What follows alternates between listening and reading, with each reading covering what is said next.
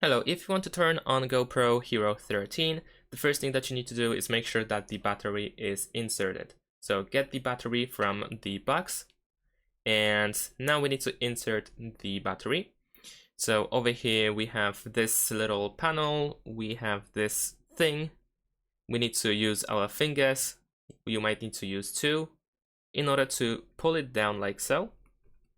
There we go, and once it is out, you can simply open this panel, and this is where we insert the battery. But before you do that, you can also insert the SD card. If you have SD card, then it is of course recommended to insert it, and it is a little bit easier to do that before we insert the battery. So over here we have the memory card slot. Simply push it in. There we go, and you might need to use your fingernails in order to fully insert the SD card.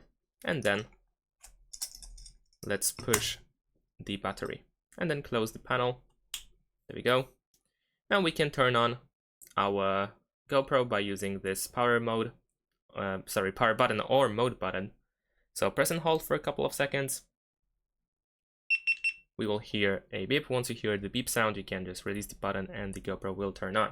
On the other hand, if you turned GoPro on before, but then you turned it off, then you probably also connected your GoPro to your app.